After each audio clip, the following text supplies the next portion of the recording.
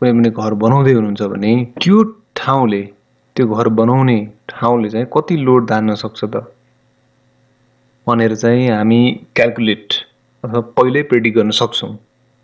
त्यहाँको सोइलको स्ट्रेन्थ कति छ अथवा त्यहाँको सोइलले तपाईको चाहिँ कति भार धान्न सक्छ भन्ने कुरा चाहिँ हामी बियरिङ क्यापेसिटी अफ सोइल बाट चाहिँ मजाले थाहा पाउन सक्छौं है त। अब यो प्रोसेस चाहिँ हामी अब थरली है लेखेरै मजाले एकदम सिरियसली बुझेरै अगाडि बढौं है त। अब bearing capacity of soil normally भन्न पर्दाखेरि चाहिँ तपाईको सिम्पली भन्न पर्दाखेरि के हो भन्दाखेरि capacity of soil to resist the load है। अब यहाँ मैले के लेखिदिएँ भन्दाखेरि नर्मली बुझ्दाखेरि चाहिँ तपाईको बियरिङ क्यापेसिटी अफ सोइल भनेको चाहिँ के हो भन्दाखेरि तपाईको सोइलको चाहिँ लोड रेजिस्ट गर्न सक्ने क्यापेसिटी है। अब यसलाई हामी थ्योरेटिकली है प्र्याक्टिकल कुरालाई थ्योरेटिकलमा कसरी कन्भर्ट गरेर चाहिँ गर्न सक्छौं त यो टेस्ट है त है। अब त्यसको लागि चाहिँ अब म एउटा यहाँनिर एउटा चाहिँ फिल्डको प्लान बनाउँछु है। अब यो एउटा फिल्ड एक्जाम्पलको रूपमा लिए मैले, ठीक छ। यो चाहिँ हाम्रो घर बनाउने ठाउँ भयो।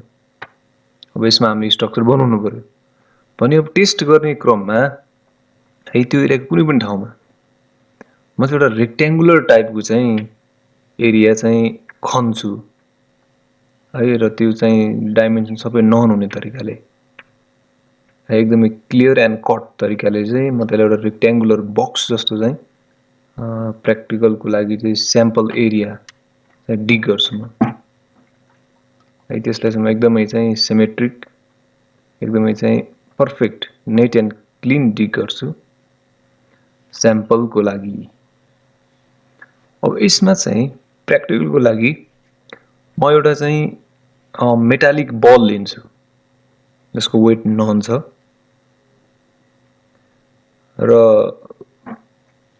टेस्टको लागि जुन डिग गरियो है त्यसको चाहिँ हाइट है त्यसको चाहिँ हाइट लिनुपर्छ जसलाई मैले एच भनेर डिनोट गर्दै लिउँला किनकि यो पछि फर्मुलामा आउँछ। त्यसकारणले यसलाई मैले एच राख्दै। अब यो ग्राउन्ड लेभललाई चाहिँ अहिले नलेखौं, अहिले पछि लेखौँला। अब यसमा डिनोटेसन गर्दाखेरि अब ठीक छ अहिले नै डिनोटेसन गर्दा नि फरक त पर्दैन कुन चीजलाई के भन्छ भनेर अहिले नै डिनोट गर्दा फरक परेन।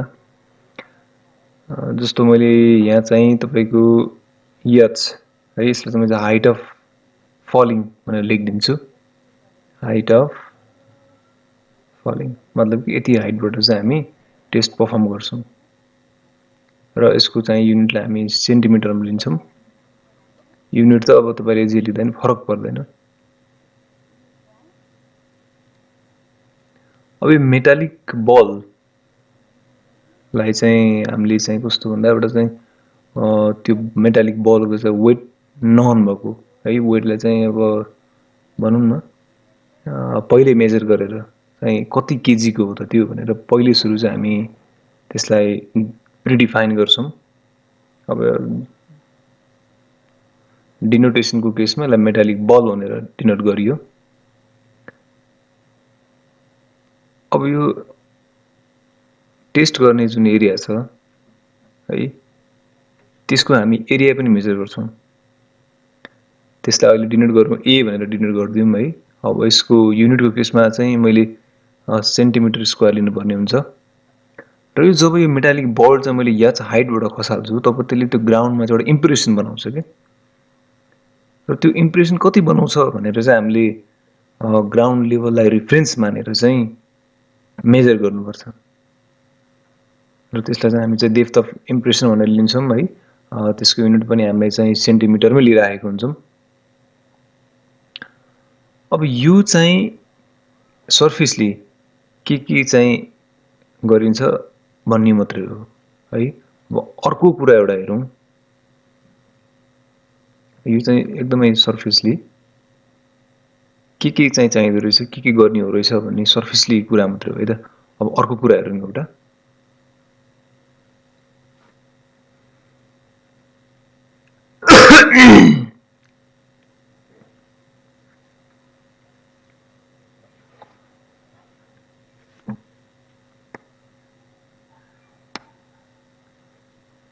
अघिकै फिगरलाई चाहिँ म अलिकति ठुलोमा अब चाहिँ क्यालकुलेसनको पार्टमा जाने भएकोले है फेरि त्यसलाई म बनाउँछु।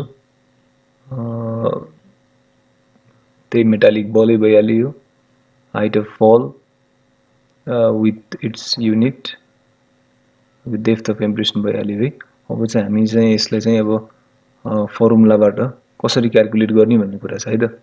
अब पहिलो फर्मुला चाहिँ के छ भन्दाखेरि तपाईले जस्तो यो मेटालिक बल, हाइट अफ फल, डेप्थ अफ इम्प्रेसन यो तीनटालाई इन्क्लुड हुने गरी चाहिँ एउटा फर्मुला डिराइभ छ र त्यो हो R equals to W into H divided by D। अब यो हरेक कुराको अब यो तीनटा कुराको डिनोटेसन थाहा छ हामीलाई। अब R ले चाहिँ के दिन्छ त तपाईको भन्दाखेरि तपाईको अल्टिमेट लोड रेजिस्टेन्स पनि भन्न सकिन्छ यसलाई है। भनेको अब तपाईको चाहिँ त्यो जुन स्ट्रक्चर बनाउने ठाउँ छ त्यहाँको सोइलको त्यहाँको ग्राउन्डले चाहिँ कति लोड धान्न सक्छ त भन्ने कुरा चाहिँ यो फर्मुलाले दिन्छ, अल्टिमेट रेजिस्टेन्स अफ सोइल। अब यसको चाहिँ युनिट यो अनुसारले चाहिँ केजीमा आउँछ। अब यो जुन डी छ, अब यो डी को भ्यालु चाहिँ हामीले लिने अलि फरक छ है। यो डी लिँदाखेरि चाहिँ हामीले डाइरेक्टली चाहिँ लिन मिल्दैन। यो डी लिँदाखेरि चाहिँ डेप्थ अफ इम्प्रेसन लिँदाखेरि चाहिँ हामीले चाहिँ a number of trial perform गर्छौं र जति नम्बर अफ ट्रायल परफर्म गर्छौं जति भ्यालु पाउँछौं त्यसको चाहिँ एभरेज लिनुपर्छ।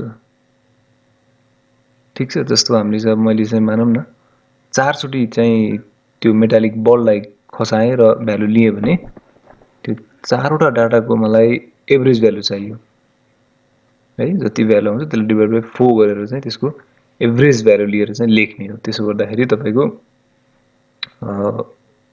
अलि स्ट्रङ एन्सर आउँछ।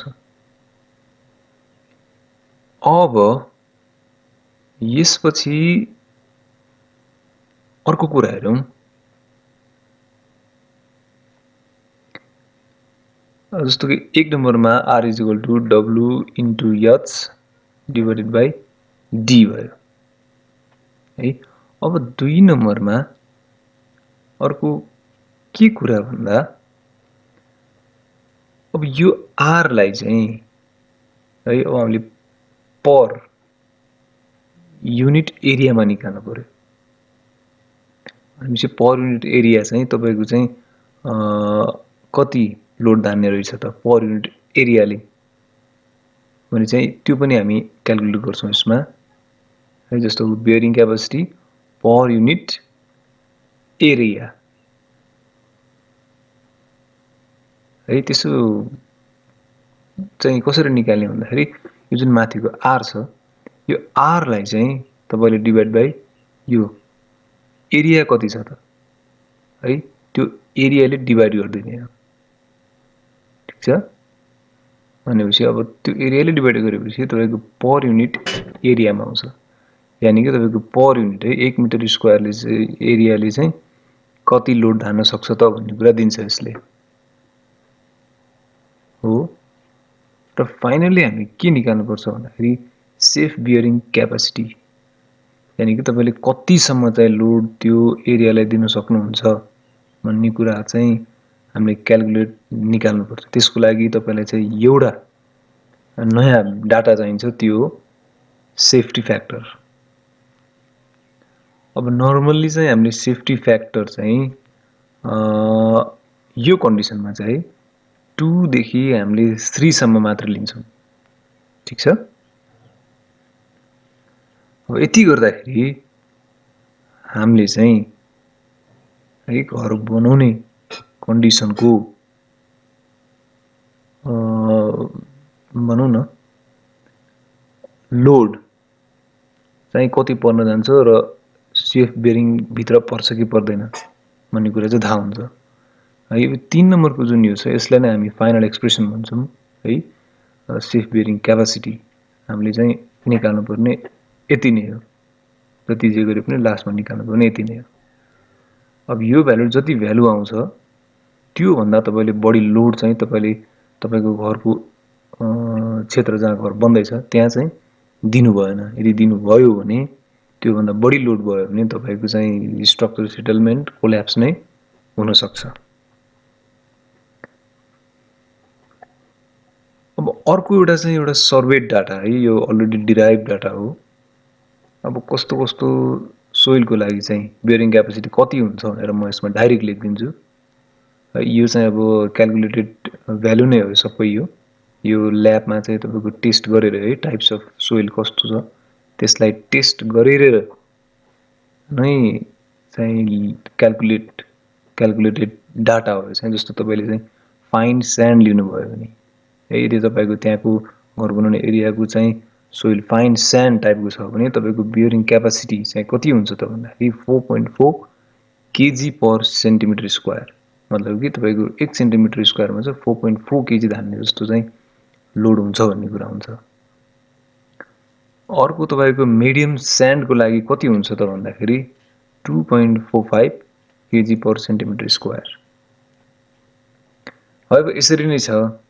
र तपाईले चाहिँ घर बनाउनु भन्दा अगाडि चाहिँ तपाईले अब कसलाई जिम्मा दिनुहुन्छ उहाँहरुलाई चाहिँ यो बारे राम्रोसित थाहा हुनुपर्छ कि त्यो ठाउँले कति लोड धान्न सक्छ र हाम्रो स्ट्रक्चरको लोड कति छ हैन। सेफ बेरिङ क्यापासिटी भित्र पर्छ कि पर्दैन यो कुरा चाहिँ एकदमै सिरियसली चाहिँ क्याल्कुलेट गर्नुपर्छ। यो कुरामा ध्यान दिनु होला नभए पछि चाहिँ तपाईको सेटलमेन्ट आउने कुराहरु धेरै हुन्छ। स्ट्रक्चर कोल्याप्स हुने कुरा पनि हुन सक्छ। त्यही भएर यो कुराहरु यो टेक्निकल कुराहरु चाहिँ टेस्ट गरेर हेर्नुपर्छ।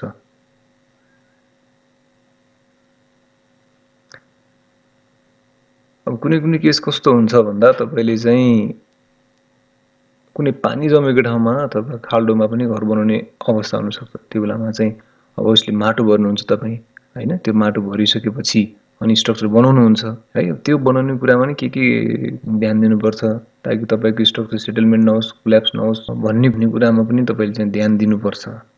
त्यो म अर्को भिडियोमा चाहिँ अपलोड गर्दिन्छु। त्यसमा हेर्नु होला के कुरामा विशेष ध्यान दिनुपर्ने रहेछ। अहिलेलाई चाहिँ यति नै है त।